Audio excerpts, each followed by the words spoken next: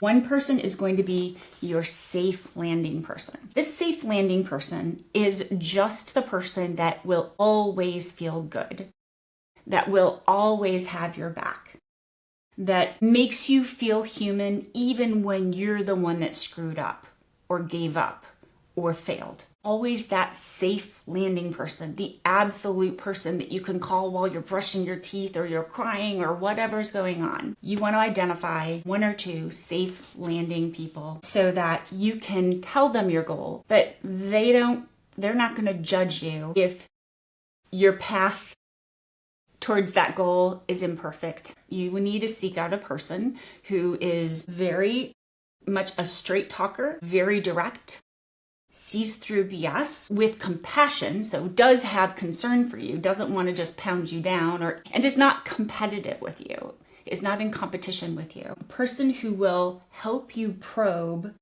interesting questions that get you to the root cause of your problems or barriers, and a person who will encourage you to take moments when you feel like a victim and remind you that you do have levers of control. Smart organizations are people. What are you going to do with that? That's a whole new, that's a formula for a whole new pitch. If you just go forward, you know that basically you stepping forward has all of your competitors stepping back just because you go forward. So somebody's going to say, you do have a lever of control here, even in failure or rejection. So that's what you're seeking in the truthful mirror.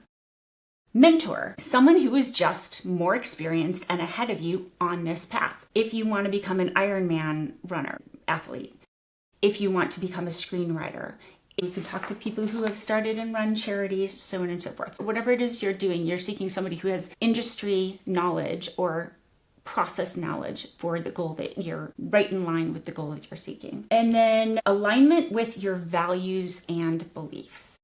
Somebody who's going to help you filter your choices with an understanding of your values and beliefs. Sometimes we can set out on a goal and there's many ways to approach it. I myself have gotten advice about all the ways on the internet that you can ruthlessly make money or ruthlessly become viral. We only have so many minutes left. Choose to use the minutes in a way that leaves a mark on earth for you. So here you're seeking a person who is going to provide counterbalance. Seek out the yin to your yang. Your personality, your brain, your innate leanings will always leave you a bit lopsided with many blind spots. Clarity on the choices and clarity on what you're unchoosing that's different from the rest of the world. And then we get it into project management mode. And then as we manage that project, that's way over in phase 3, and we get it into a project management tool.